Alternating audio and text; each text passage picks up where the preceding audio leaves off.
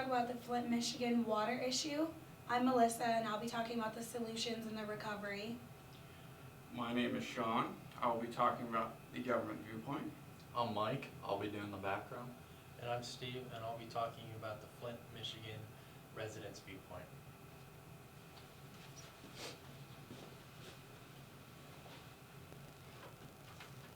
So this whole crisis started back in April of 2014. It's because they changed the water source from Lake Huron to the Flint River. There are many health issues associated with this, such as the big one was lead contamination. There's between 6,000 to 12,000 children exposed to this lead. Another big thing was Legionnaire's disease. And what that is, it basically stems from water and it's bacteria in the water. It's very rare, and there's only 20,000 cases in the US per year. It's even rare to die from it. And this was directly related to the bacteria in the Flint water, and it killed 10 and affected another 77. 4 government officials resigned, and Governor Snyder issued a public apology to the people of Flint. $28 million were sent in supplies, and another $30 million were budgeted for future use. And right there it shows the outrage saying, "Don't poison our kids." And there's the Flint water pipe, and you can see that water doesn't look too healthy. And then there's the Flint water plant. As Michael mentioned, some people in Flint were getting sick off of the water, and these graphs illustrate one of the reasons why that was occurring. Now, their old water supply from Lake Huron was not very corrosive, whereas the new water supply coming from the Flint River is very highly corrosive. It contains very high levels of chloride, and this high level of chloride corrodes the iron pipes that Flint has, which transmits their water. And this causes lead to leach out into the water supply, which makes people ill. And the high levels of chloride also keep chlorine low, and that's what these graphs illustrate, the low levels of chlorine. Now, the low chloride in Lake Huron means that the chlorine stays in the water longer, whereas the high chloride level in the Flint River means that it keeps chlorine in the water for fewer hours. So that means you get sick with Flint River water, and you may not get sick with Lake Huron water. Now, this all came about in 2013 because Flint was paying more and more money every year to the Detroit Water and Sewage Department for their water needs. It was increasing by 6.2% annually, and they did not want to pay that much anymore. Therefore, a search began for an alternative source.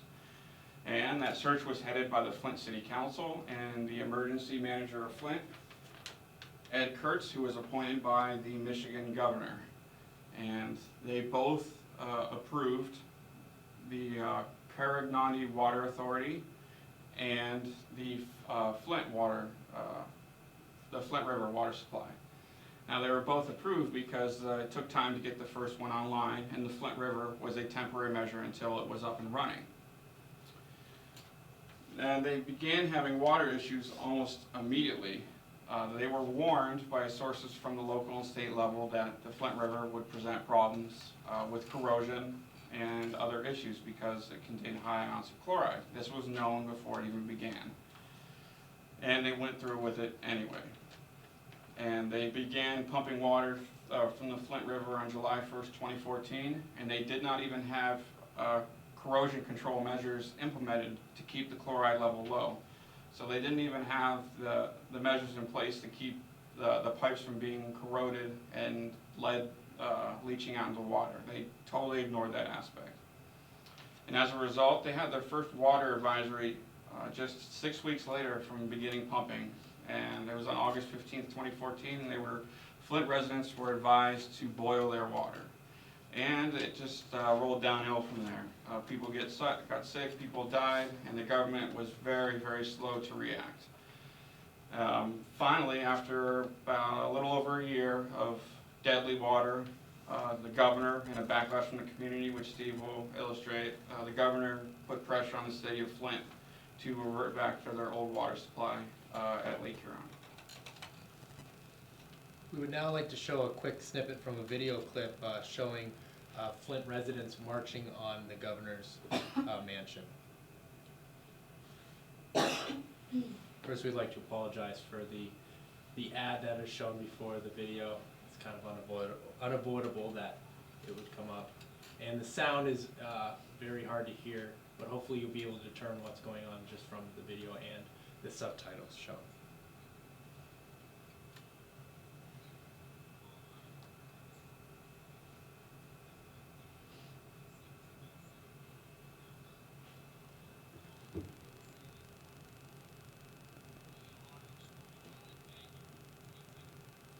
That's a picture of Flint resident holding a jug of the contaminated water. You can see how dirty it is.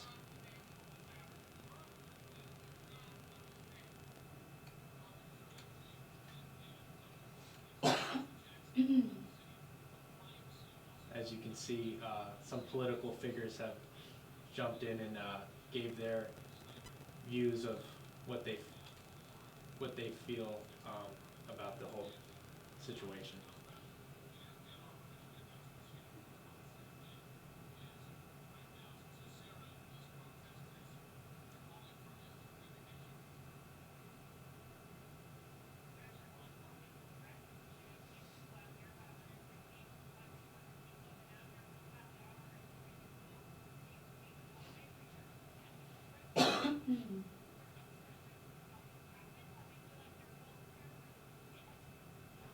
So as you can see in the video, and what Mike alluded to in his previous slides, is that people were outraged. They didn't understand the delay from the Flint government officials letting people know that the water was indeed contaminated. So they actually wanted the governor of Flint to resign. Some were actually asking for his arrest. Other government officials had indeed resigned over this incident. People were just angry. They were angry that the lack of urgency. There was, it didn't take until people got sick and actually died for any action to be taken. So after this situation, investigations were looked upon for why the government, it took so long for the government to act, and then lawsuits were actually, people sent lawsuits against the government. In light of all the damages, the short-term and long-term health effects, economic and social consequences for Flint's population, something drastic needs to be done. Michigan as a state needs to accept the responsibility for funding and security federal funding, as well as the fact that state-appointed emergency managers govern Flint as key decisions were made that led to this water crisis. So for some solutions, recovery for this problem, first one is to support the FWICC, which is Flint Water Interagency Coordination Committee. This provides adequate resources to deliver health and water system services to the public. They are also in charge of the local, state, and federal funds towards this issue. Also, local healthcare professionals and health insurance ensures 100% clinical and environmental follow-up for Flint families whose children have been found to have elevated blood levels, and work together to ensure that they have follow-up care. They will need long-term monitoring and access to support this service. Another solution is instituting school and daycare water quality testing programs. This includes appropriate sampling and testing for lead contamination for all of these different programs. Drinking water and water availability for food preparation in schools and daycares may have been the leading cause of lead in children, so sampling and testing for safe water will keep them more safe. And also for the public, there are free water testing kits, free water filters, and already filtered free water sent by other organizations and charities helping a social issue. Flint, Michigan as a whole are working together for other sources for recovery, but fixing this problem will be long-term and take a lot of time.